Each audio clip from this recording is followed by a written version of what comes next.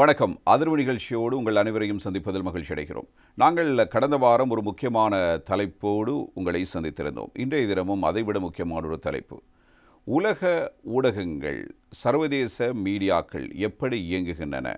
அவர்கள் ஒரு செய்தியை எவ்வாறு தங்களுடைய பாணிக்கு ஏற்றவாறு மக்கள் மத்தியில் கொண்டு செல்கிறார்கள்? உலக அரசாங்கங்களை அமைப்பதில் ஊடகங்களுடைய வகிபாகம் என்னவாக இருக்கிறது? அல்லது ஒரு கருத்தியலை விதைப்பதில், அதில் மக்களுக்கு கொண்டு சேர்ப்பதில் அவர்கள் எவ்வாறெல்லாம் செயற்படுகிறார்கள் என்பது பற்றி ஒரு விரிவான பார்வை இன்றைய தினம் நாங்கள் பார்க்க போகிறோம். கடந்த வாரம் குறிப்பிட்டது போன்று இன்றைய தினமும் கலாநிதி ரவுஃப் ஜெயின் அவர்களோடு தான் இந்த கலந்துரையாடல் இடம்பெற இருக்கிறது. வணக்கம். அஸ்ஸலாமு அலைக்கும். வலைக்கும் அஸ்ஸலாம். வணக்கம்.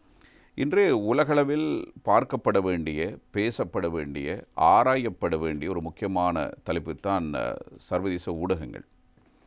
இந்த ஊடகங்கள் தான் ஒவ்வொரு நாட்டில் ஆட்சியாளர்களை தீர்மானிக்கிறார்கள், அந்த நாட்டினுடைய தலைவிதியை தீர்மானிக்கிறார்கள். எந்த மக்கள் வாழ வேண்டும், யார் வாழக்கூடாது, எந்த கருத்திலே கொண்டு சேர்க்க வேண்டும், இவ்வாறு ஒரு சிந்தனை மாற்றத்தை ஏற்படுத்த வேண்டும் என்பது குறித்தான பல விடயங்கள் எமது நாட்டிலும் அதற்கான அண்மித்த உதாரணங்கள் நிறையவே இருக்கின்றன. இப்போது அல் ஜசீரா ஊடகத்தினுடைய வகிபாகம் என்ன, CNN என்ன செய்து கொண்டிருக்கிறது, BBC என்ன 2001 செப்டம்பர் 11 தாக்குதலுக்கு பிறகு செய்தது, எவ்வாறான காணொலிகளை அவர்கள் ஒளிபரப்பியிருந்தார்கள், அது ஏற்படுத்திய சர்ச்சைகள், இவ்வாறு பல விடயங்கள் இருக்கிறது. இது சாதாரணமாக பேசுவதோடு மாத்திரமல்லாமல் காணொலி ஊடகங்கள் மட்டுமல்ல, எழுத்துத்துறையில் அதனத்தில் ஒவ்வொரு கட்டுரையாளர்கள் தாங்கள் முன்வைக்கின்ற கருத்தில் அதனை ஊடகங்கள் கொண்டு சேர்க்கிற விதம் என பல விடயங்கள் இருக்குது. உங்களுடைய பார்வையில் எப்படி இருக்கிறது கலாநிதி அவர்களே? இது மிக விரிவாக பேசப்பட வேண்டிய ஒரு விஷயம். நான் ஒரு சம்பவத்திலிருந்து இதை தொடங்கலாம் என்று நினைக்கின்றேன். பிரிட்டனுடைய அதிகமான பத்திரிகைகளுக்கு சொந்தக்காரர் இருந்தவர் ராபர்ட் மேக்ஸ்வெல் என்ற ஒருவர்.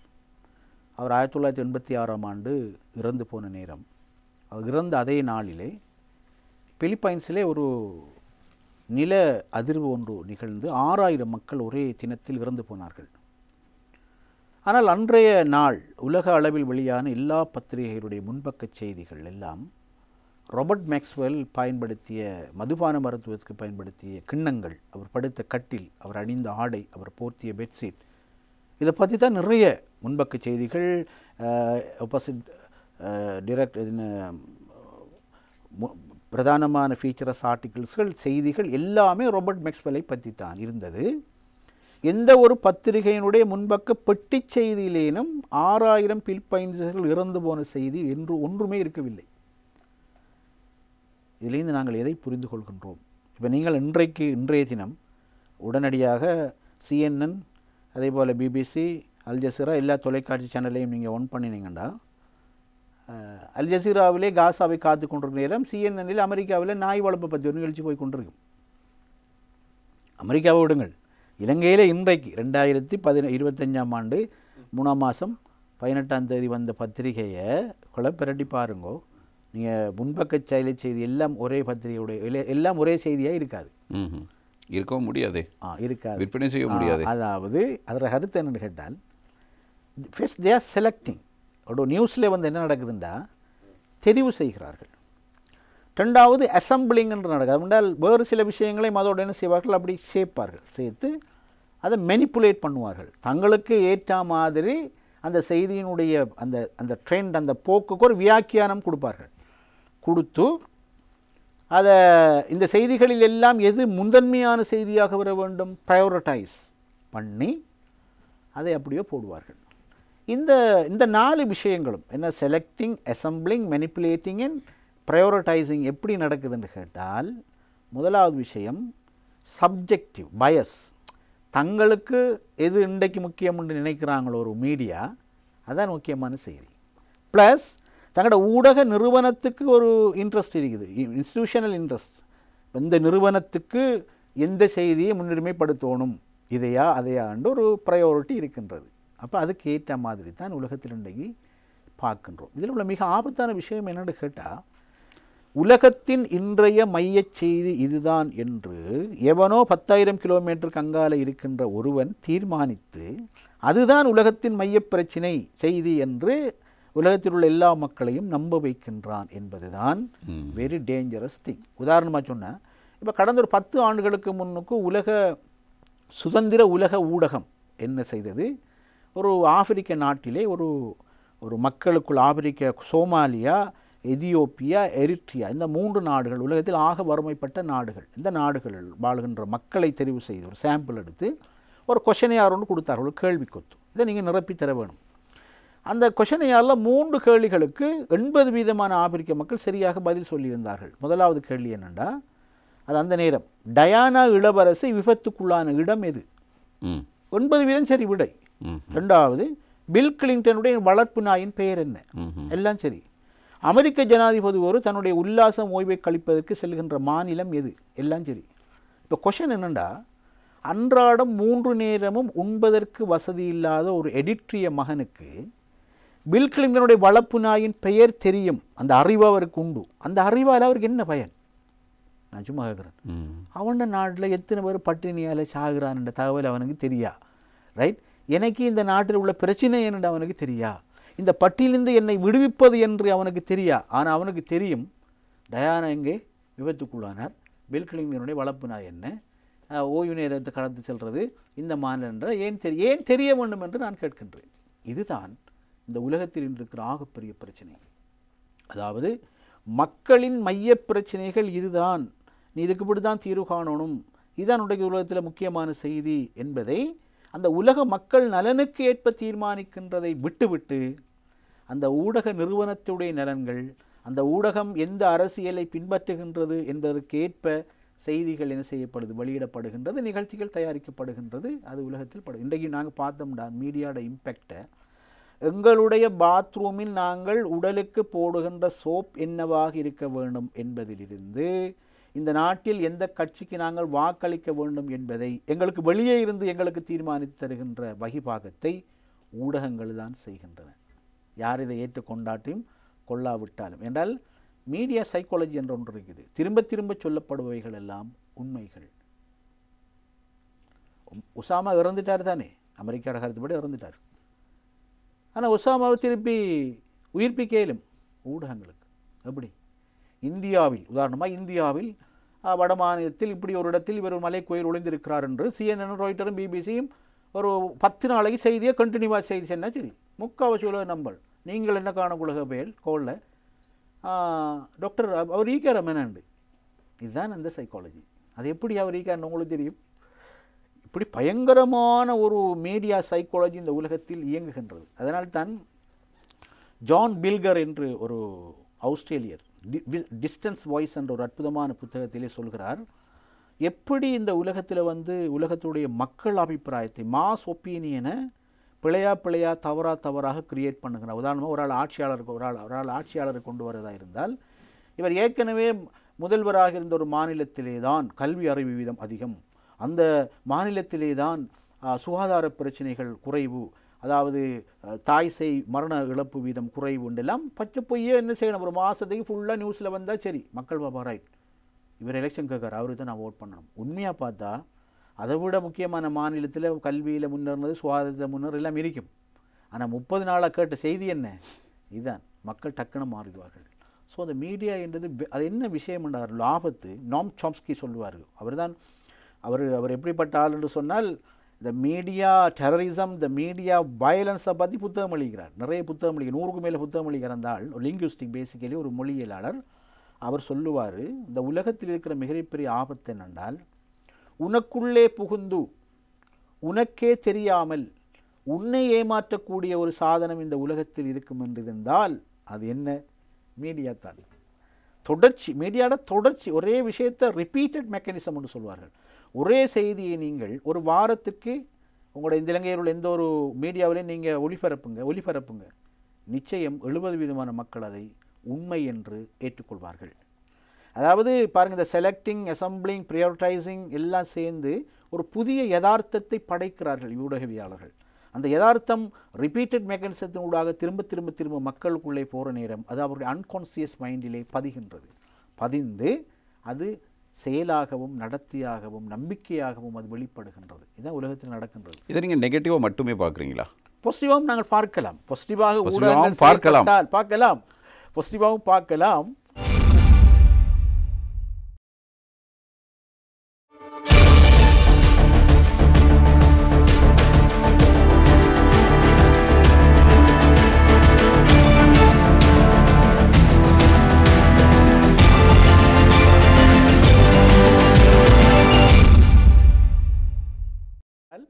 நெகட்டிவான தாக்கங்கள் அதிகம் இருக்கிறது என்பதை நாங்கள் ஊடகம் உண்மையிலே ஒரு வெரி பவர்ஃபுல் வெப்பன். அதை நாங்கள் மனித சமூக முன்னேற்றத்திற்கு, ஒரு ஜஸ்ட் சொசைட்டியை உருவாக்குறதுக்கு, ஒரு ஈக்குவல் சொசைட்டியை உருவாக்குறதுக்கு, சோஷியல் ஜஸ்டிஸை உருவாக்குறதுக்கு, ஓரை நிப்பாட்டுவதற்கு, ஆயுத உற்பத்தியை பரவலை எல்லாம் தடை செய்வதற்கெல்லாம் நாங்கள் அதை பயன்படுத்தலாம். அன்ஃபார்ச்சுனேட்லி இன்றைக்கு நான் நினைக்கல ஒரு 20% கூட மீடியா அந்த ரோலை ப்ளே பண்ணலை.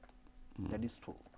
மீடியா அடுத்த குறைகள் இருக்கலாம், ஆனால் ஊடகங்கள் தேவை. என்னடா இந்த டிஜிட்டல் என்ன நடந்து என்னன்னு கேட்டால் ஒரு டிஜிட்டல் கொலனைசேஷன் இங்கே நடந்திருக்கின்றது. தட்ஸ் மீன் இப்போ நீங்கள் பார்த்தீங்கன்னா உலகத்தில் வாழுகின்ற 800 கோடி மக்களில் கிட்டத்தட்ட 700 கோடி பேரை தங்களுடைய நுகர்வாளர்களாக வைத்திருக்கின்ற 5 பிரதானமான ஊடகங்கள் உலகத்தில் உண்டு.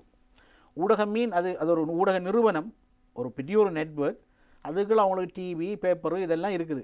அதில் பார்த்தீங்கன்னா cable news network, agency France press, British broadcasting corporation, right, அது மாதிரி Reuter, united press international, UPI, associate press of America, AB.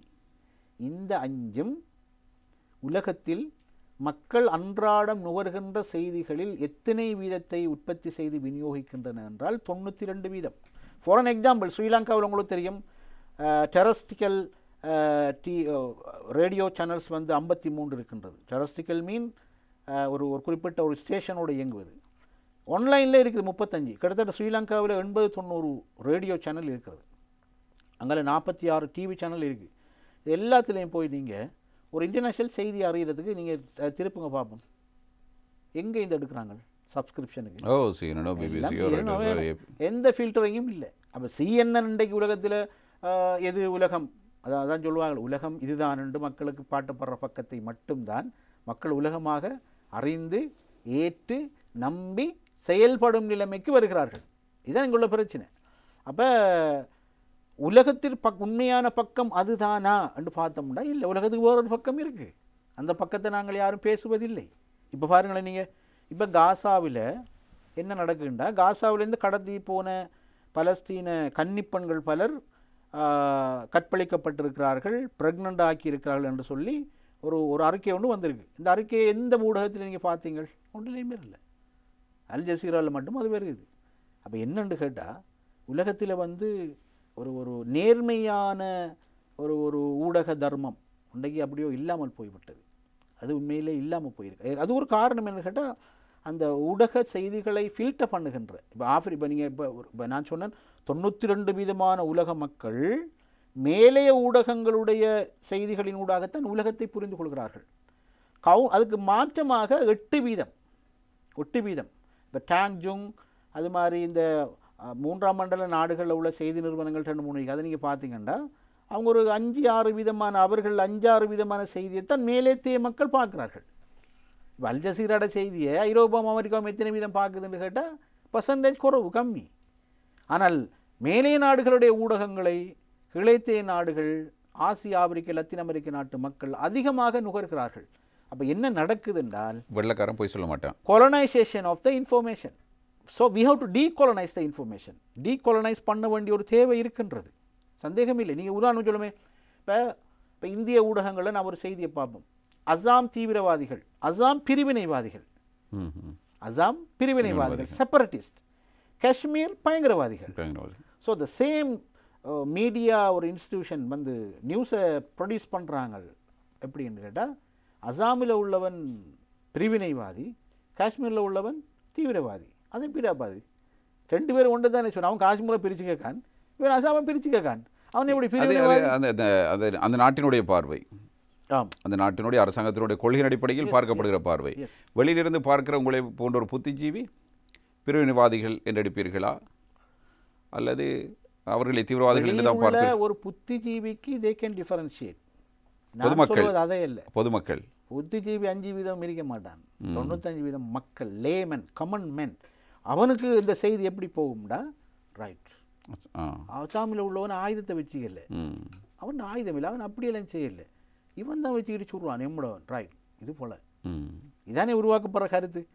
So இப்போ பாருங்கள், உலகத்தில் நடக்கிற விஷயத்தை ஒரு தரமில்லாத ஒரு பொருளை, தரம் கம்பேரிட்டிவ்லி அது குவாலிட்டி இல்லை, என்ன நடக்குது, கடுமையான தொடர்ச்சியான ரைட் இதுதான் தரமான ஃபர்னிச்சரு, இதான் தரமான சோப்பு, இதான் தரமான மின்பானம் உண்டு அடிக்கிறோம் தானே. அடிக்க அடிக்க அடிக்க அந்த கான்சியஸில் திரும்ப திரும்ப கேட்குறது பதியும் தானே பயஞ்சா. ரைட். அந்த ஒரு ஃபர்னிச்சரை வாங்கிட்டு வந்தவரே சொல்லுவார், என்னோட வீட்டை நான் வாங்கிட்டு வந்தீங்க. பக்கத்து வீட்டுக்காரர் என்ன சொல்லுவாங்க, அந்த டிவிலெலாம் காட்டுவாங்க, அதான் ஓ ஆஹா அப்போ அது குவாலிட்டி தான். வடமத்திய மாகாணத்தில் பஸ்ஸில் வாரவர் கொழும்புக்கு இரவில் 12 மணிக்கு தியாரியில் ஒரு ஹோட்டலில் இருந்து ஒரு ஒரு கொத்தடிக்கிற நேரம் ஒரு மின்பானத்தையும் குடிச்சு தான் அடிக்காரு. அடே வாப்பா உண்ட வீட்டில் உங்களோட ஊரில் பொல்னாரூரில் அண்டாபுரத்தில் உண்ட வாசல் கடையில் வடிவான ஃபெஷன் ஃப்ரூட் கொடி இருக்கிறாப்பா, தேசிக்காக இருக்குது, அதில் எவ்வளவு சாமான் இருக்குது உடம்புக்கு தேவையான. நாங்கள் அதை குடிக்க எங்களுக்கு விருப்பம் இல்லை. ஆனால் ஒரு மின்பானத்தை பெருமையோடு அடிக்கின்றோம். அந்த பெருமையோடு இதுதான் உலகத்திலே உள்ள மின்பானம்ங்கிற ஒரு கருத்தை உனக்குள்ளே பதிச்சது யாரு? நீ அனுபவித்த ஊடகம்தான்.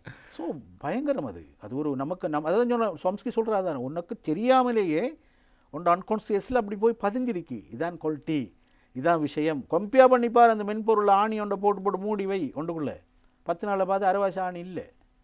ஆனால் இயற்கையாக கிடைக்கிற எலுமிச்சஞ்சாரணி குடிப்பதற்கு தயார் இல்லை. அப்போ பாருங்கள், எங்களோட கல்ச்சரில், அதாவது கல்ச்சருங்கிற நேரம் எங்களோட ஃபுட் ஹேபிட், எங்களோட உல்லாசம், ஓய்வு, எங்களுடைய ஆடை கலாச்சாரம், இதெல்லாம் நாங்கள் எப்படி மாறுகிறோம். இப்படி பாருங்கள், இளைஞர்களை ரோட்டில் போகிற இளைஞர்களை பாருங்கள். அடாலசன்ட் ஒரு ஸ்ட்ரீட் கல்ச்சர்னு சொல்லுவாங்க. ஸ்ட்ரீட் கல்ச்சர் அதுக்கு சைக்காலஜியில் சொல்கிறது. அப்படின்னா அடுத்தவன் எப்படி உடுத்திக்கான், எப்படி நடக்கான், எப்படி முடிவட்டிக்கான், எப்படி வாட்ச் பட்டிக்கான், எப்படி ஷர்ட் போட்டிக்கான்னு பார்த்து தான் ஒரு அடாலசன்ட் அப்படி உடுக்குறான். ஆனால் அந்த அவன் பார்க்குற மாதிரி ஒரு மாடல்கள் கொஞ்சம் தெரியுது தானே அவனுக்கு, இப்படி தான் இருக்கான்னு. அந்த மாடல் அவனுக்கு கொடுத்த யார் தெரியுமா? அவர்களுக்கு மீடியா தான். சிலாக்கள் முடிவெட்டுருக்கிறான், அவன் கத்திரியில் வெட்டிக்கான், நெருப்பால் சுட்டிக்கான்ற ஒரு டவுட்டு. அப்படி தான் வெட்டிக்கான். டிஷர்ட்டை ட்ரௌசரை போட்டிக்கான், இது எப்படி போட்டான்னு தெரியாது, ஆனால் களத்துறது கிரீஸ் பூசணுன்ற மாதிரி தான் போட்டிருக்கான். இந்த மாதிரியான கல்ச்சரல் இன்வேஷனை, பண்பாட்டு படையெடுப்பு, அதை கூட மீடியா செய்யுது. பாருங்கள், உலகத்திலே பாப்புலர் கல்ச்சர் என்ன, இந்த கல்ச்சர் தான் சாதாரண மக்களை கல்ச்சராக மாற்றப்படுது இல்லையா? மாற்றப்படுது. இருக்கட்டுமே, இருந்துட்டு போட்டுமே. உங்களுக்கு என்ன பிரச்சனைக்கு பூமராங்கா அந்த கல்ச்சர் அதைத்தான் நாங்கள் யோசிக்கணும். என்னென்னு கேட்டால், ரைட், நீங்கள் சொன்ன மாதிரி இருந்துட்டு போட்டும் சொல்கிறீங்க. என்ன கல்ச்சர் அது? அந்த இப்போ பாப்புலர் கல்ச்சரை பற்றி நாங்கள் பேசுவோம். அப்படின்னா இரவிலே 12 மணிக்கு ஒரு என்னது சொல்லுவோம், ஒரு என்ன சொல்கிறதுக்கு நாங்கள் இஸ்பா சென்டர்ஸ், இதுக்கு நாங்கள் போகணும். இஸ்பா சென்டருக்கு போகணும், 5 ஸ்டார் ஹோட்டலுக்கு போய் இப்படியான ஃபுட் ஹேபிட், இப்படியான உணவுகளை சாப்பிடணும். ரைட். அது மாதிரி இந்த ஆண் பெண் கலப்புகள்ன்றது சாதாரணமாக இருக்கணும். இப்படி நாங்கள் அப்படி பாப்புலர் கல்ச்சரை பற்றி கழிச்சா என்ன நடக்கும்? இன்டர்னலி ஒவ்வொரு நாட்டிலும் உள்ள தேசிய கலாச்சாரங்கள், அதுபோல் எங்களோட எல்லாம் அது பயங்கரமான பாதிப்பை உண்டாக்கும். இப்போ எங்களோட ஃபுட் ஹேபிட்டில் நாங்கள் சாதாரணமாக ஆரோக்கியமான உணவு பழக்கம் எங்களுடைய ஓன் கல்ச்சரில் இருக்குது. இதை விடுத்து நாங்கள் ஒரு பாப்புலர் கல்ச்சருக்கு நாங்கள் போனோம்னா நிறைய பேருக்கு என்ன நடக்கும்? நிறைய நோய்கள் வரும், அசாதாரணமான உயிரிழப்புகள், மரணங்கள், இதெல்லாம் நேரும். ஆகவே கல்ச்சரல் ஐடென்டிட்டி என்ற ஒன்று இருக்கின்றது. அதை நாங்கள் இழந்து கல்ச்சரல், இப்போ நீங்கள் சொல்கிறத பார்த்தா ஐரோப்பியர்கள் இலங்கையை ஆக்கிரமித்தார்கள். ரைட். ஆக்கிரமித்து ரயில்வே ரோடுகளை போட்டார்கள், இலங்கையை எப்படி மாற்றினார்கள், எப்படிலாம் செஞ்சார்கள். நல்ல விஷயம் நடந்திருக்கு, அதை நாங்கள் ஒத்துக்கொள்கிறோம். ஆனால் ஐரோப்பியர்கள் இங்கே வரவில்லை என்றால் எங்களுக்கு தெல்தொட்டைக்கு அல்லது கண்டிக்கு ரயில்வே ரோடு ஒன்று கிடச்சிக்காதப்பாண்டு யோசிக்கிற மனோநிலை இருக்குத்தானே, அது ரொம்ப கீழ்த்தரமானது என்னுடைய கருத்தில். அது ஒரு காரணித்துவ ஒரு அடிமை மனோநிலை தான் அது. எங்களுடைய நடக்கிற விடயங்களை பார்த்தால் உண்மை போலவும் இருக்கிறது. எது இல்லை அப்படின்னு வந்து இது வரைக்கும் போலவும் இருக்கிறது. Seems to be true but not true. ஏண்டா நாங்கள் எங்களோட நாட்டை டெவலப் பண்ணுறதுக்கு எங்களோட ஓன் விஷன், எங்களோட ஓன் மிஷன், ஓன் ப்ராஜெக்ட் எங்களுக்கு இருக்கும்னு சொன்னால் நாங்கள் போகலாம். அப்படின்ட்டு பார்த்தா உலகத்தில் இப்போ நீங்கள் சொல்கிற மாதிரி பாப்புலர் கல்ச்சரை நாங்கள் எல்லாத்தையும் அப்படி ஏற்றுக்கொண்டோம்னு சொன்னால் ஏற்றுக்கொள்ள தேவையில்லை. எங்களுடைய மதம், எங்களுடைய கலாச்சாரம், எங்களுடைய தேசிய தனித்துவம்ங்கிறது எல்லாம் அப்படியோ சிதைவடைந்து போவது எதற்கு சாதகமாக இருக்க முடியாது. திரும்பவும் நாங்கள் கலாச்சார படையெடுப்பு, கலாச்சார தாக்கம் பண்ணுறது கலாச்சாரத்தோடு மட்டும் நிற்கிறதில்லை. அடுத்த கட்டம் எங்களோட பொருளாதாரம், எங்களோட அரசியல் எல்லாத்தையும் சேர்த்து அதை அடிச்சுட்டு போய்த்திரும். இல்லை, மக்கள் தொகை பெருக பெருக உணவு கலாச்சாரம் மாற மாற ஒவ்வொருத்தருக்கும் ஒரு தொழில் தேவை, விதவிதமாக உணவு தேவை. மாறி இருக்கின்ற உணவு கலாச்சாரம் சரின்னு நீங்கள் சொல்கிறீங்களா? அது பிள்ளை என்ன பாருங்கள், இப்போ 45 வயசுக்கு விட்டாப்ப. ஆனால் நீங்கள் நான் ஒரு தகவல் படித்தேன். இந்த ஆண்டில், கடந்த ஆண்டிலே வவுனியாட ஜென்ரல் ஹாஸ்பிட்டல், அங்கே உள்ள வைத்தியசாலைக்கு வந்து கிட்டத்தட்ட ஒரு 70-80 ஹார்ட் அட்டாக் பேஷண்ட்ஸ் வந்திருக்கிறாங்க. இந்த ஆண்டில் வந்து உலகத்திலேயே அதிகமான ஹார்ட் அட்டாக்கள் நடந்திருக்கின்றது. இலங்கையிலேயும் அது நடந்திருக்கிறது. அப்போ இலங்கையில் வந்து யங்ஸ்டர்ஸுக்கு ஏன் அது கூடுதலாக ஏற்படுகின்றது, ஸ்ட்ரோக் ஏன் ஏற்படுகின்றது என்றெல்லாம் புதிய கேள்விகள் உண்டு. அதில் முக்கியமான ஒரு காரணம் என்னென்னு கேட்டால் எங்களுடைய சேஞ்சிங் ஃபுட் ஹேபிட். உலகத்திற மாற்றங்களுக்கு ஏற்ப நாங்கள் எங்களை மாற்றி கொண்டு போகணும்ன்றது உண்மை. அதுக்கு அந்த மாறும் அவசரத்திலே உடுப்பை மாற்றணுமென்ற அவசரத்தில் யாருக்கும் நிர்வாணத்தோட போகிறத நாங்கள் அங்கீகரிக்க மாட்டோம். அதுக்குண்டு சொல்ல சில லிமிட்டுகள் இருக்குது. எங்களோட தேசிய பண்பாட்டில் இப்போ பாருங்கள், இந்த நாட்டில் உள்ள உணவு பழக்கத்தை பாருங்கள், மெஜாரிட்டி மக்கள்கிட்ட உள்ள உணவு பழக்கமும் எங்கள்கிட்ட உணவு பழக்கமும் சரியான வித்தியாசம். அவர்கள் வந்து மேக்சிமம் ஹெல்த்தியான ஃபுட்டை திம்பார்கள். எங்களுக்கு அதை வாயில் வைக்கிறதுக்கும் அது கசக்குதப்பா இது இருக்குதப்பான்னு சொல்லி நாங்கள் என்ன செய்கிறோம், ஒன்றாக அதை நிராகரிப்போம். அதுக்கு ஊடகம் தான் காரணமா? அதுக்கு ஊடகம் காரணம் என்று நான் சொல்ல வரவில்லை. ஊடகத்துக்கும் அதில் ஒரு பங்கு உண்டு. ஏன்னா ஊடகம் ஒவ்வொரு முறை ஒவ்வொரு உணவை காட்டி கொண்டிருக்கிறாங்க. ஊடகங்கள் அவர்கள் ஊடகத்தை பார்க்காததினால் அதை தெரிந்து கொள்ளவில்லையா நாம் உண்கிற உணவை? இல்லைனால் இவர்கள் பார்ப்பதனால் தெரிந்து கொண்டிருக்கிறார்கள். சர்வதேச அளவிலும் தேசிய அளவிலும் எங்களுடைய கலாச்சார தளமாற்றத்தில் குறிப்பிட்ட ஓரளவு பங்கை, உதாரணமாக சொன்னோம், இலங்கையில் பெரும்பான்மை மக்கள் பெண்கள் அணிகின்ற ஆடை கொழும்பு பல்கலைக்கழக ஒரு பேராசிரியரின் கருத்திப்படி 1990களுக்கு முன்பு கிட்டத்தட்ட ஒரு முக்கால்வாசி உடம்பு மறைச்சி போகிற மாதிரி தான் போயிடுச்சு. இப்போ அவர்கள் அப்படி அணியவில்லை, அது மாறி இருக்கின்றது.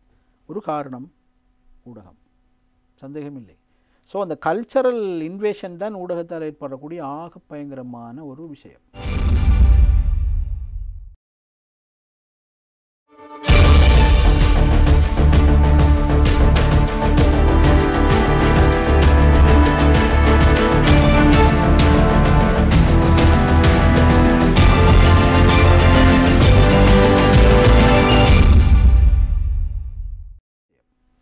அது என்னென்றால் அது அடிக்ட் ஆகிரும். உதாரணமாக சொன்னால் இப்போ இந்த சோப்புண்டா அந்த சோப்பை பற்றி ஒரு கான்சஸ் ஒன்று உருவாக்கப்படுது அந்த அன்கான்சியஸ் மைண்டில்.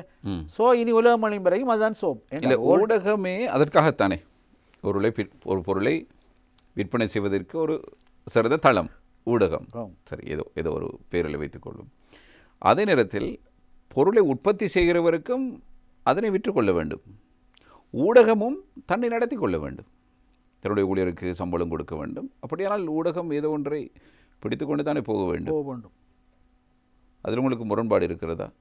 அது முரண்பாடுன்றதை விட நீங்கள் சொல்கிறது ஒரு கிரவுண்ட் ரியாலிட்டி என்றதை நான் ஏற்றுக்கொள்கின்றேன். ஆனால் அதில் சில என்ன சொல்வது, சில அற ரீதியான சில கேள்விகள் அதுக்குள்ளே இருக்குது, சிக்கலான கேள்விகள். நீங்கள் சொல்கிற மாதிரி அதை நிவர்த்தி அவை நீங்கள் இன்னும் ஒரு பக்கத்தில் ஆழ்ந்து யோசித்தால் அவை இல்லாமல் ஊடகத்தை இயக்க முடியாது என்பதை நீங்கள் புரிந்து கொள்வீர்கள். ஏனென்றால் மனித மனம் அப்படிப்பட்டது. அவனுக்கு ஒரு அயற்சி வருகிறது, அவன் ஒரு தொலைக்காட்சியை பார்க்கிறான் அல்லது ஒரு கட்டுரை வாசிக்கிறான், சமூக வலைத்தளத்துக்குள் நுழைகிறான். அந்த அயற்சியிலிருந்து மீள்வதற்கு என்ன தேவையோ அதை தேடித்து அவன் போகிறான். அது கலாச்சாரத்தில் பிரச்சனை இருக்கிறது, மாண்பில் பிரச்சனை இருக்கிறது என்று அப்படி ஒன்று இல்லை என்றால் மீண்டும் மனிதன் வேறொரு வகையிலான ஒரு பாதிப்புக்கும் உள்ளாகிறான்.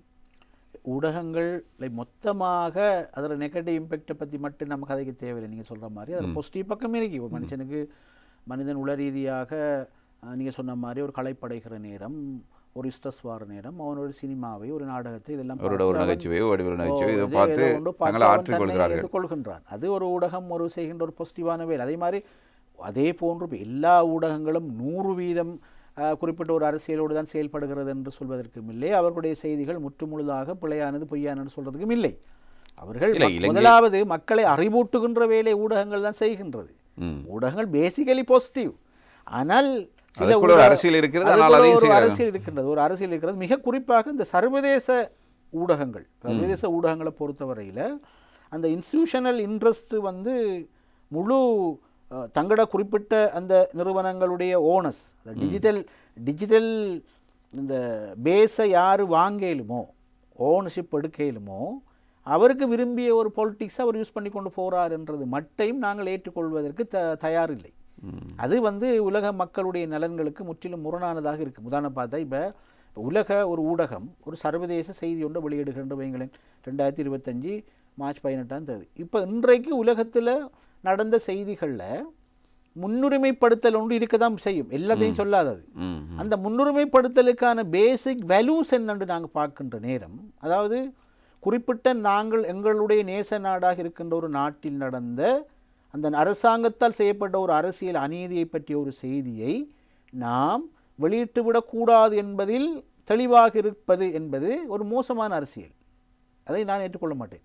அதாவது அதை என்ன சொல்ல வாரேன்னா, அந்த குறிப்பிட்ட நாடு குறிப்பிட்ட ஊடக நிறுவனத்துக்கு ஏற்ற அதுக்கு இயைந்து வருகின்ற நலன்களுக்கு ஏற்ப மட்டும்தான் நாங்கள் செய்திகளை வெளியிடுவோம் என்று சொன்னால் அது உண்மையில் ஒரு ஊடக தர்மம் அல்ல. ஊடகம் எப்பொழுதும் மேக்சிமம் என்றால் அந்த பயஸு சப்ஜெக்டிவிட்டிங்கிறத ஒரு நாளும் தவிர்க்கிறது. அரசு ஊடகம் என்றால் அது எப்படியும் அரசாங்கம் செய்கின்ற ஒரு நல்ல விஷயத்தை மக்களுக்கு கண்டிப்பாக அது ஒரு கொஞ்சம் வச்சு சொல்லத்தான் வேணும். அது என்ற அரச கட்டுப்பாட்டில் உள்ள ஒரு ஊடகம். அது மாதிரி ஒரு தனியார் நிறுவனம் என்றால் அது இப்போ இருக்கிற அரசாங்கத்துக்கு முரணான ஒரு கொள்கையைத்தான் பின்பற்றணும் 100 போக தேவையில்லை. அப்படி போக தேவையில்லை. அவர்களும் கூட போகலாம், அதாவது கிரிட்டிக்கல் பாயிண்ட்ல செல்லலாம். நான் சொல்றேன் டோட்டல் நெகேட் பண்ணவும் தேவையில்லை. உதாரணம் ஒரு அரசாங்கம் ஒரு நல்ல ப்ராஜெக்ட் செய்கிற நேரம் ஒரு தனியார் ஊடகம் என்ன செய்யலாம், இது ஒரு நல்ல ஒரு திட்டம் என்று மக்களுக்கு அதை எடுத்துரைக்கலாம். அதே நேரம் அரச ஊடகங்களில் சொல்ல முடியாத சில விஷயங்களை தனியார் ஊடகங்கள் வெளிக்கொணரலாம், வெளிக்கொணர வேண்டும். தனியார் ஊடகங்கள் தங்களுடைய அரசாங்கம் என்று பறைசாற்றிக் கொள்வதற்கும் தங்களுடைய வியாபாரம் நடத்தி கொள்வதற்காகவும் அதிபர்களை ஜனாதிபதியில் உருவாக்குவதில் பங்கு வைத்துக் கொண்டிருக்கீங்க. இங்கே மாத்திரம் உலக அரசியலில் பண்டைய அமெரிக்காவில் எப்படி ஒரு ஒரு யார் எங்களுடைய ட்ரம்ப் மீண்டும் தெரிவானார். அமெரிக்காட ஊடகங்கள் ட்ரம்பை பற்றி உருவாக்கிய பிம்பங்கள், அவரை பற்றி உருவாக்கிய பிம்பங்கள். ஆகவே நான் சொன்ன பிழையான பிம்பங்களை ஊடகங்கள் உருவாக்க தேவையில்லை. டோட்டலி ராங், அது தேவையில்லை. ரெண்டாவது, யதார்த்தத்தை எப்படியும் அவை கொஞ்சம் மிகைப்படுத்தி தான் சொல்ல போகின்றன. ஆனால் அளவு கடந்து மிகைப்படுத்த தேவையும் இல்லை. அதெல்லாம் தர்மங்களுக்கு முரணான விஷயம். அற ரீதியாக அதில் நிறைய பிரச்சனைகள் இருப்பதாகவே நான் பார்க்கின்றேன். நீங்கள் சொல்வது போல ஒரு விளம்பரம் இல்லாத ஒரு ஊடகம் உயிர் வாழ முடியாது. அது எனக்கு தெரியும். நான் ஒரு ஊடகக்காரனாக இருந்தவன் என்ற வகையில், ஒரு பத்திரிகையில் ஆசிரியராக இருந்த வகையில் என்ற வகையில், நாங்கள் மிக நீண்ட காலமாக எங்களுடைய பத்திரிகை கிட்டத்தட்ட 25 வருட பத்திரிகை வரலாற்றில் 15 வருஷம் எங்களோட பத்திரிகையில் நாங்கள் ஒரு ஆல்டர்னேட்டிவ் பத்திரிகை என்ற வகையில் எந்த அட்வர்டைஸும் போடாமலே கொண்டு போனோம். ஆனால் அடுத்த 10 ஆண்டுகளில் எங்களுக்கு சஸ்டைனபிலிட்டி என்றது பயங்கரமான சேலஞ்சாக போயிடுச்சு. நாடு முழுக்க கடன் அப்படி அந்த பத்திரிகையை கொண்டு செல்ல முடியாத அளவுக்கு போயிட்டு.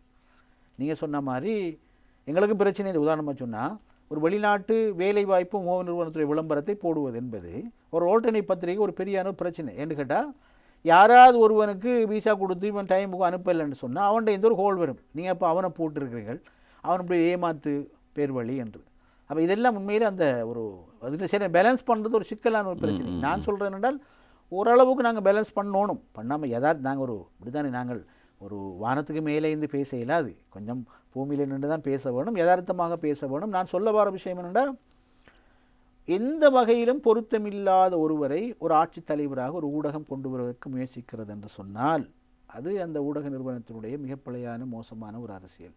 அதுபோல் இப்போ உங்களுக்கு தெரியும், உலகத்தில் நடக்கிற ஒரு விஷயம் என்னென்னா, ஒரு சர்வதேச IMFஓ வேர்ல்ட் பேங்கோ அமெரிக்காவோ இந்த நாடுகளுடைய ஆதரவு நாடுகளை தக்க வைப்பதற்கு அவங்க ஒரு வேலை செய்வாங்க என்று கேட்டால், இந்த நாடுகள் பொருளாதார முன்னேற்றம் அடைந்து வருகின்றன என்று ஒன்றுக்கும் சம்பந்தம் இல்லாத ஒரு அறிக்கையை வெளியிடுவார்கள். அதை ஊடகங்களும் வெளியிடும். ஊடகங்களுக்கு செய்ய வழியில் அதை வெளியிடும். எவ்வாறு உண்மையிலே அந்த நாடுகளில் தங்களுக்கு ஆதரவான அரசாங்கம் இருக்கின்ற ஒரே காரணத்துக்காக 1970ஆம் ஆண்டு நான் ஏற்கனவே ஒரு கலந்துரையாடல் சொன்ன எனக்கு ஞாபகம் இருக்கின்றது. கன்ஃபெஷன் ஆஃப் எக்கானமி ஹிட்மேன் என்ற புத்தகம். இப்போ அதில் அவர் சொல்வார் என்று கேட்டால், அதனுடைய ஆசிரியர் இப்போ நாங்கள் ஒரு நாட்டை எங்களுடைய கட்டுப்பாட்டின் கீழே தொடர்ந்து வைத்திருக்க வேணும் என்று விரும்பினால் அந்த நாட்டு மக்களை அந்த நாட்டு அரசாங்கத்தை ஏற்றுக்கொள்ள செய்ய வேண்டும். அதுக்கு நாங்கள் செய்கிற வேலை என்னென்னா, எங்களோட மீடியாவில் எங்களோட கட்டுப்பாட்டில் உள்ள ஊடகங்களிலே அந்த நாட்டில் பொருளாதார வளர்ச்சி வந்திருக்கிறது, சமுதாய வளர்ச்சி வந்திருக்கிறது என்றெல்லாம் WB IMF ஊடாக அறிக்கைகளை நாங்கள் சமர்ப்பிப்போம், அது ஊடகங்களில் வரும் என்று சொல்கிறார். உண்மைதான். அது யாரும் இதை தேடி பார்க்கறதில்லை. இந்த இலங்கையில் உதாரணமாக இலங்கையில் இத்தனை விதம் பொருளாதார வளர்ச்சி ஏற்பட்டுள்ளது என்று உலக வங்கி அறிக்கையில் தெரிவித்துள்ளது. மக்களும் பார்ப்பாங்க, யார் இது உண்மையாக வளர்ச்சி வந்தீங்க இல்லையாங்கிறத போய் ரிசர்ச் பண்ணி யாரும் பார்ப்பாங்களா? இல்லை. பார்க்கணும் தேவை இருக்கா? மீடியா எஸ் இருக்குது. அதுதானே அந்த கன்ஃபெஷன் ஆஃப் எக்கனாமிக் அதில் சொல்கிறாரு. இல்லை, ஊடகவியலாளர்களுக்கு வேண்டும். ஊடகவியலாளருக்கு அதில் பிரச்சனை. ஊடகவியலாளர் அதெல்லாம் பார்க்க கொண்டிருக்கீங்க. அவர் அறிக்கையை தான் விடுவார். இல்லை பிரச்சனை. ஊடகவியலாளர் தான் பார்க்க வேண்டும். சொல்றது சரியா பிள்ளையாண்டு பொதுமக்களை பார்க்க முடியாது. ஆனால் ஊடகவியலாளருக்கு பிரச்சனைக்கு அதை எப்படி அவர் பார்ப்பாருண்டு. அவருடைய டைம் ஃப்ரேமுக்குள்ளே அவர் வந்து ப்ரோக்ராம் செஞ்சுட்டு அவர் அது அவர் போயிடுவார். முதலாவது அறிவித்தலை செய்ய வேண்டும், அதுக்கு பிறகு தான் ஆய்வு செய்ய வேண்டும். அதுதான் அப்படி எல்லாம் ப்ராக்டிக்கலி இஷ்யூஸ் இருக்குது. ஆனாலும் மீடியா உண்மையில் மக்கள் உலகத்தில் இன்டர்நேஷ்னல் மாஸ் ஒப்பீனியனை கிரியேட் பண்ணுகின்ற முக்கியமான விஷயம் இன்றைக்கு ஊடகங்கள் தான். அதன் ஊடாக நாம் நிறைய செய்யலாம். கலாநிதி, நீங்கள் சொல்வதில் உங்களை ஏதேனும் ஒரு வகையில் இந்த ஊடகங்கள் பாதித்திருக்கிறது என்பது எனக்கு புரிகிறது உங்களுடைய கருத்துக்களிலிருந்து. இல்லை, நீங்கள் ஒரு நேர்மையான நோக்கத்தில் பார்க்கிறீர்கள். ஏன் இந்த சமுதாயத்தை கெடுக்கிறார்கள், ஏன் இந்த சமூகத்தில் இப்படியான ஒரு தாக்கத்தை உண்டு பண்ணுகிறார்கள், இதை இப்படி வெளியிட தேவையில்லை. நீங்கள் ஒரு ஊடகங்களோட அடிப்படையில் இருந்தவர், இப்படி நாங்கள் வெளியிட்டது போன்று கூட நீங்கள் வெளியிடலாமே என்கிற ஒரு ஆர்வமோ எண்ணமோ உங்களுக்கு வந்திருக்கலாம். உண்மையில் உங்களை பாதித்த செய்திகள் என்ன? அவை உலகளவில் எவ்வாறான பாதிப்புகளை ஏற்படுத்தியது? எதன் காரணமாக நீங்கள் ஊடகங்கள் பற்றி இவ்வளவு கூர்ந்து கவனித்து சில கருத்துக்களை முன்வைத்துக் கொண்டிருக்கிறீர்கள்?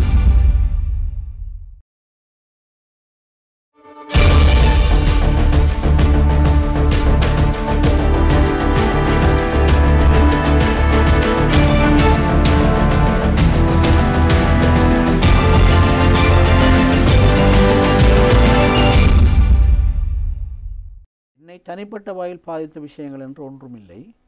உலக அரசியலை இலங்கை தேசிய உண்மையிலே நான் தேசிய பின்புலத்திலிருந்து அதிகமான விஷயங்களை இங்கே பேசவில்லை.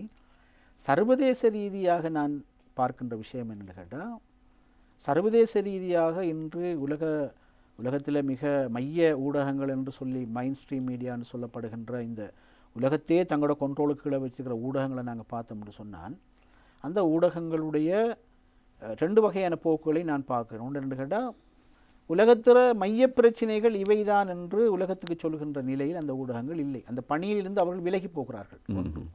ரெண்டாவது, தொடர்ந்தும் தங்களுக்கு தேவையான ஒரு உலகத்தை, இதுதான் உலகம், இப்படி தான் உலகம் இருக்கும், இப்படி தான் நாங்கள் விரும்புகின்ற உலகம் என்ற ஒரு உலகத்தை கட்டமைக்கின்ற நோக்கிலே தான் இன்டர்நேஷ்னல் மீடியாஸ் இன்றைக்கு செயல்படுகிறார்கள். இதை உண்மையில் எனக்கு கடுமையான வெறுப்பை தருகின்றது. உதாரணம் நான் சொல்கின்றேன். இப்போ இஸ்லாம் முஸ்லீம்கள் பற்றிய உலகளாவிய ஒரு பயங்கரமான ஒரு எதிர்வினையான ஒரு கருத்தை இன்றைக்கு உலகத்தில் உருவாக்கி வச்சிருக்கிறது இன்டர்நேஷ்னல் மீடியா. இஸ்லாமோஃபோபியா இண்டஸ்ட்ரியை மார்க்கெட் பண்ணுறதுல இன்றைக்கு இருக்கிற ஆக மோசமான ஒரு விடயம் வந்து ஊடகங்கள் தான். ரெண்டாவது சினிமா, ரிசர்ச்கள், இப்படி பல விஷயங்களுக்கு அதில் இயக்கங்கள் கூட நேரடியான இயக்கங்களை உருவாக்கி இஸ்லாம் பயங்கரவாதம், தீவிரவாதம், வன்முறை, அடிப்படைவாதம்ங்கிற கருத்தை இன்றைக்கு உலகத்தில் பெரும்பாலான மக்களுக்கு நம்ப வைத்திருக்கிறார்கள். அதில் முக்கியமான பங்கு வகித்திருக்கிறது சர்வதேச ஊடகங்கள். அதுபோல் இன்றைக்கு உலகத்தில் இந்த பூமி பரப்பில் என்னை பொறுத்த மட்டிலே, என்னுடைய ஆய்வுகளின்படி இன்றைக்கு இந்த ஒட்டுமொத்த பூமி பரப்பிலும் மனிதர்களாக இருக்கின்ற எல்லோருடைய மனித கரிசனையை ஈர்க்க வேண்டிய ஒரு விஷயம் என்று கேட்டால், அதாவது முழு உலக பூமி பரப்பிலும் கடுமையான மனிதாபிமான நெருக்கடியாக பார்க்கப்பட வேண்டிய பிரச்சினை பலஸ்தீன பிரச்சினை. நான் இங்கே உரையாற்றி கொண்டிருக்கின்ற நேரம் அங்கே 4 பேர் கொல்லப்படுகிறார்கள், 3 பேர் பாலியல் வன்கொடுமைக்கு உட்படுகிறார்கள், சிறுவர்கள் கடத்தப்படுகின்றார்கள், பெண்கள் சிறைச்சாலையில் அடைக்கப்படுகிறார்கள். இது இப்போ 75 ஆண்டுகளாக நடக்கின்றது. அப்போ முழு உலகத்தினுடைய மைய பிரச்சனைகளில் ஒன்று இந்த பிரச்சனை முடிவுக்கு வர வேண்டும் என்று. ஆனால் இவ்வளவெல்லாம் நடக்கின்ற நேரத்தில் அதை பற்றி ஒரு செய்தி கூட, அதை பற்றி எதுவுமே கவனிக்காத நிலையிலே தான் உலகத்தை தங்களோட கண்ட்ரோலுக்குள்ளே வைத்திருக்கின்ற ஊடகங்கள் செயல்படுகின்றன என்றால் அந்த ஊடகங்களுக்கு பின்னால் இருக்கின்றவர்கள் யார்? இப்போ இதால் தான் இன்றைக்கு உலகத்தில் இந்த நோம் சாம்ஸ்கி சொல்கிறாரு, இப்போ பாருங்களேன், இப்போ உலகத்தில் இவ்வளோ வறுமை, நான் சொல்கிறேன் உலகத்தில் மீடியாக்கள் பேச வேண்டிய பிரச்சனை அப்போ என்னென்னு நீங்கள் கேட்கலாம். நான் சொல்கிறேன் பாருங்கள், எக்கோலாஜிக்கல் கிரைசிஸ் ஒரு major issue entire world has been facing for last 25 years. இன்றைக்கு உலகத்தில் காலநிலை முற்றாக மாறிவிட்டது, எல்லாம் குழம்பிட்டு எங்களுக்கு தெரியும், அதை பற்றி சொல்ல தேவையில்லை. இந்த பிரச்சனையை சரியாக அட்ரஸ் பண்ணுறான்னு இந்த ஊடகம் நீங்கள் சொல்லுங்கள் பாபு. நான் சொல்கிறேன், கார்பன் டை ஆக்சைடை கடந்த 10-20 ஆண்டுகளுக்குள் வளிமண்டலத்தில் அதிகம் கொட்டுகின்ற மக்கள் வாழுகின்ற 2 நாடு ஆஸ்திரேலியா, அமெரிக்கா. கியோட்டோ ஒப்பந்தத்தில் இன்னும் அவங்க சைன் பண்ணல, அதுக்கு போகிற எத்தனை ஒப்பந்தம் வந்துட்டு. நான் கேட்குறேன், அப்போ ஏன் இப்போ அந்த பிரச்சனையில் ஏன் அமெரிக்காவும் ஆஸ்திரேலியாவும் ஒரு இதே சுத்தியோடு அவர்கள் பங்கு கொள்கிறார்கள் இல்லை என்ற பிரச்சனை யார் பேசுகிறா? யாரும் பேசுவதில்லை. அப்போ ஏன் இந்த ஊடகங்கள் அதை வெளியில் வந்த பொழுதும் யாரும் பேசுகிறார்கள் இல்லை, ஏன் பேசாமல் மட்டுமே பேசுகின்றன? அதுபோல் பாருங்கள், உலகத்தில் உள்ள gap between have and have not, Oxfam international அறிக்கையை பாருங்கள். அது சொல்லுது, அமெரிக்காவில் வாழுகின்ற மக்களில் 90% மக்களிடம் 1% செல்வம் உண்டு. 10% 90% சொத்துக்கள் உண்டு அமெரிக்காவில். இந்தியாவிலே 130 கோடி மக்கள், 58 பேரிட இருக்கிற சொத்து சமன் 130 கோடி பேரிட இருக்கிற சொத்து. ஸ்ரீலங்காவில் 2.25 கோடி, 25 லட்சம் பேர் இருக்கிற சொத்து சமன் 2 கோடி ராய். உலகை நீங்கள் பார்த்தோம்னால் வெறும் 8 பேர், just 8 individuals possess the worth equal to 8,000 million. உலகத்தில் உள்ள 800 கோடி மக்களிடம் இருக்கின்ற சொத்தை ஒரு பக்கம் வைங்க, 8 பேரிடம் இருக்கின்ற சொத்தை ஒரு பக்கம் வைங்க, சமன். இந்த கெப்பை ஒரு மோரலி யூ கான் ஜஸ்டிஃபை பண்ணிடுமா?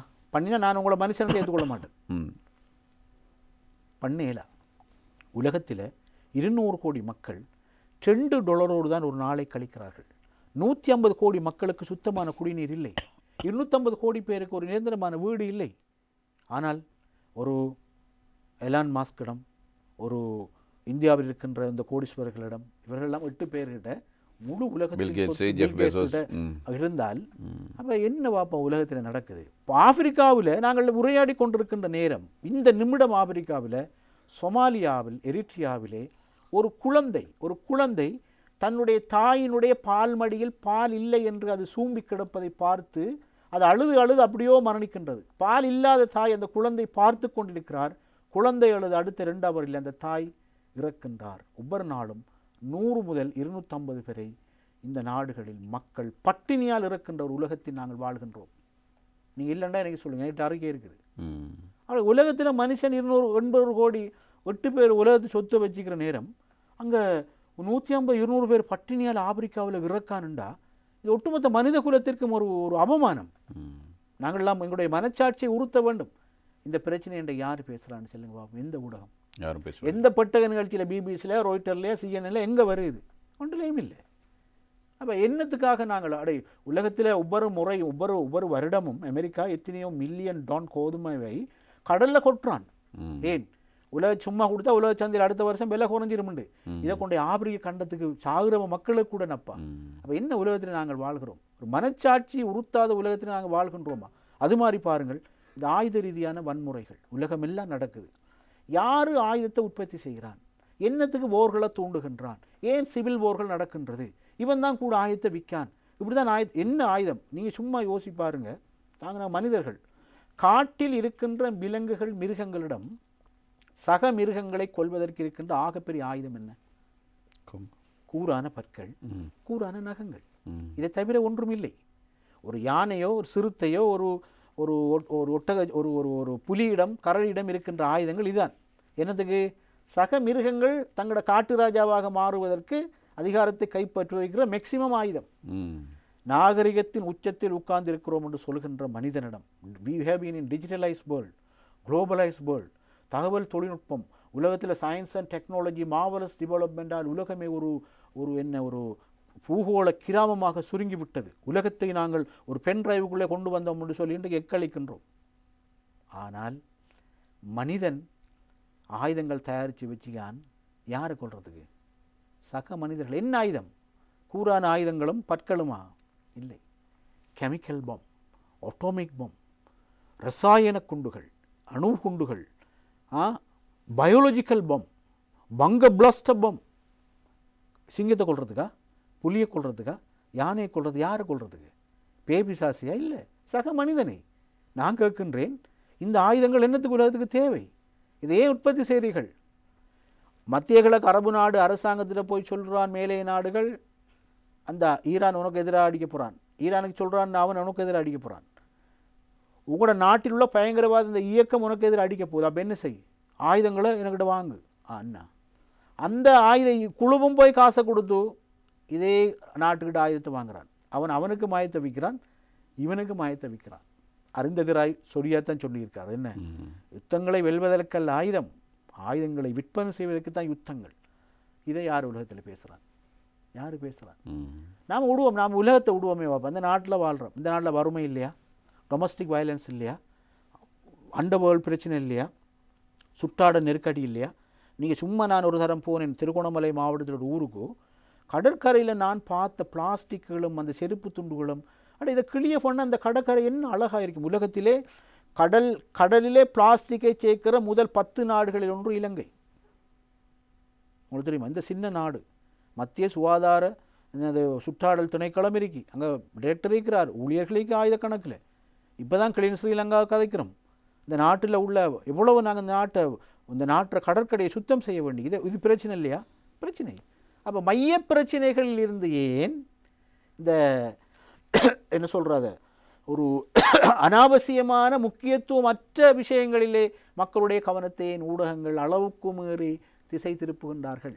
ஊடகங்களை பற்றி நிறைய ஏண்டா ஊடகத்துற தாக்கத்தை பற்றி நிறைய விஷயம் இருக்குது. நீங்கள் கேட்ட மாதிரி பாசிட்டிவாக அதை பயன்படுத்துகிற நாங்கள் குறவேன்னு தெரியுமா?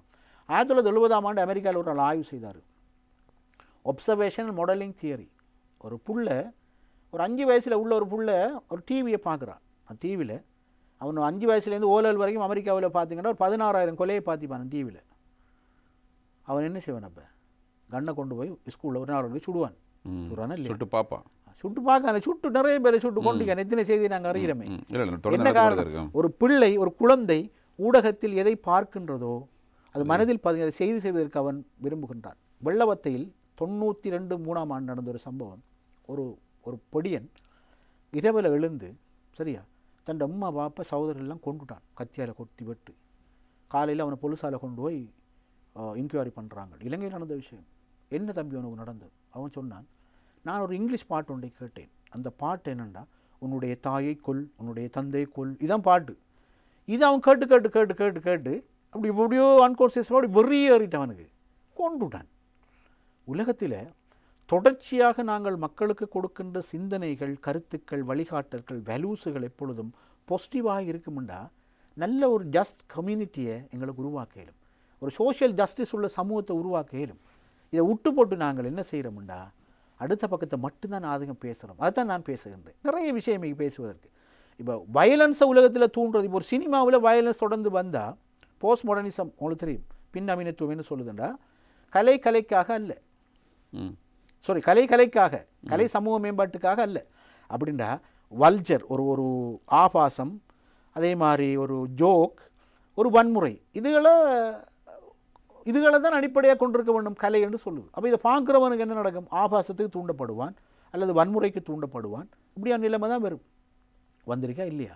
வந்திருக்குது. ஸோ நாங்கள் ஊடகங்கிற நேரம் வெறுமனே ஒரு தொலைக்காட்சி மட்டுமில்லை, வானொலி மட்டுமில்லை, சோஷியல் மீடியா இருக்கிறது, எலக்ட்ரானிக் மீடியா இருக்கின்றது, பிரிண்ட் மீடியா இருக்கிறது. ஒவ்வொன்றையும் நாங்கள் பார்த்தோம்னு சொன்னால் ஊடகம் மனித சமூகம் 1906ஆம் ஆண்டு வானொலியை கண்டுபிடித்தார்கள். 1926ஆம் ஆண்டு தொலைக்காட்சி உலகத்துக்கு வந்தது. 1890 தந்திகள், டெலிஃபோன் இதெல்லாம் வந்துச்சு. உண்மையிலே மனித சமூகத்திற்கு சேவை செய்வதற்கு அளப்பெரிய ஒரு மிகப்பெரிய விஞ்ஞானம் கொடுத்த கொடைகள் இவை. அன்ஃபார்ச்சுனேட்லி அதை நாங்கள் இன்னும் மிகச்சரியாகவும் முறையாகவும் பயன்படுத்தவில்லை. பயன்படுத்த நாங்கள் எவ்வளோ வேலை செய்யலாம்.